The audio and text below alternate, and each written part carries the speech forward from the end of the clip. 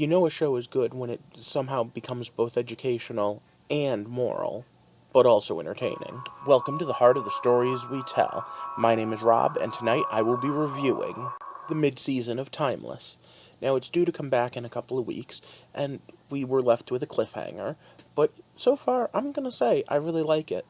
The show itself is all about a time traveler, well, a set of time travelers, one set that's messing things up and one that's trying to set things right. There's a lot to unpack as we get into this, but before we get into the spoiler section, I just want to talk about the fact that I really like the show. And so far, I'm giving this one of my few gold ratings for the year, because the first half of the season was just that, solid gold. But I'm going to go into my thoughts on it in depth, so if you haven't seen any of the episodes this season, be wary, there could be spoilers ahead. But we're going to start with the good, and there's plenty of good. In fact, there's plenty of great. This show is full of great, thoughtful things, even when they don't get. And I'm going to start by calling out the cast. Every single member of this cast is delivering a grade A performance, even the supporting cast members. The characters are fully fleshed out by the writers, but that's not enough on its own. Each of these actors are going out of their way to make sure and sell their character motivations, even when the motivations are a little bit obfuscated.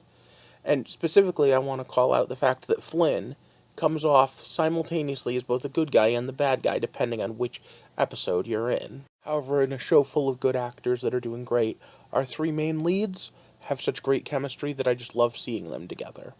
And seeing them's the next part, the costuming. Whoever does the costuming for their set pieces when they're in different time zones is totally on point. I honestly believe they are actually those characters in that time zone. And as much as I'm going to call out some of their time travel paradoxes and the bad, I do want to say that one of my favorites was the James Bond episode, the one where they met Ian Fleming and came home and found out there was a brand new Bond movie that was starring Sean Connery that they'd never seen before.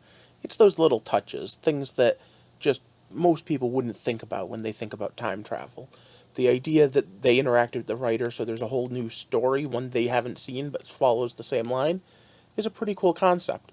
And I totally want to see a new James Bond movie starring Sean Connery. Now, the show jumps to many different time periods, dealing with many historically important events. But one of my favorite episodes was the one where they went to the moon landing. And it was a cool episode, not just because it dealt with that historical moment, because it taught me something about that historical moment, about someone that was important that I didn't know was.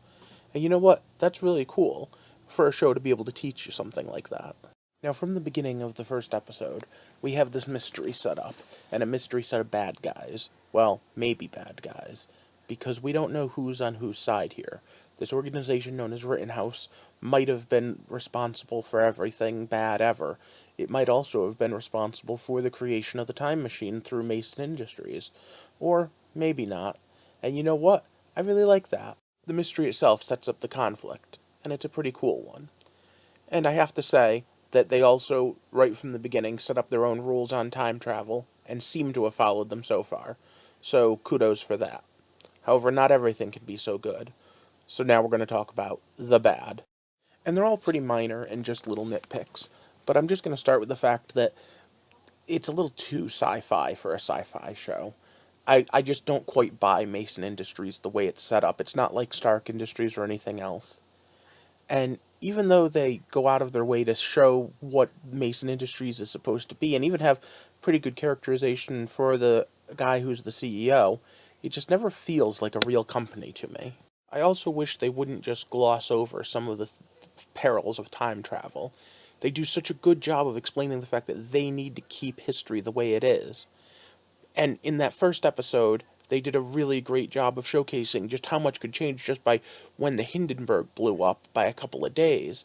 And Rittenhouse has made so many huge changes to history, and so has Flynn, and I mean, it's so much, but they kind of just made it a joke after that first episode, and yeah, it was a good joke with the James Bond thing, but really, they could have put a lot more effort into every time what changes and what doesn't. I guess an hour-long TV show, they don't really have enough ability. If it were a full-length novel, they'd go into it a little more. But okay, that was kind of nitpicky. And so into the ugly, I've got only a fear for the future, not something that I think has already gone wrong. and that is the mystery box syndrome. I'm afraid that they might have written off more than they could chew with Rittenhouse. Do they really know what's going on? Do they really have this plotted out? Are we going to see, as the seasons go on, a fully fleshed out who the real bad guy is? Or is this a will they, won't they, where they're going to just keep playing with us like Law? And then with all of that, I have one final thought about Timeless, and that has to do with something called the Mandela effect. If you're on Facebook, it gets passed around a lot, the idea that someone's already messing with the real world history, and that's why you remember things differently. I'm not too sure that that's anything more than a funny little thing to read, but at the end of the day, I have to wonder, could a show like Timeless truly play with that idea?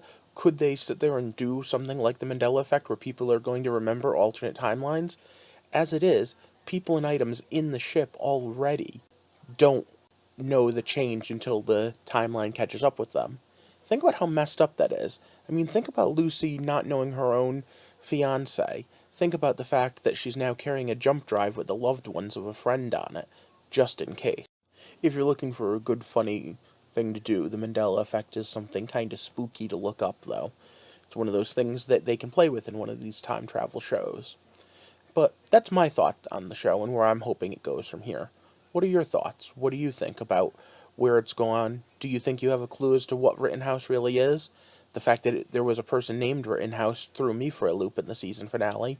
And man, now that Flynn has Lucy, I don't know what's gonna happen. I can hardly wait for the next episode. What about you guys?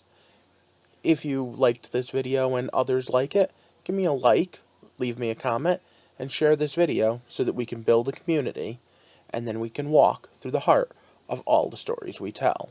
Coming up, though, I do have a primer on time travel, and I'm going to be linking to a website that I use in that, so I hope that you stick around at least long enough for that. For now, have a good day, and thanks for watching.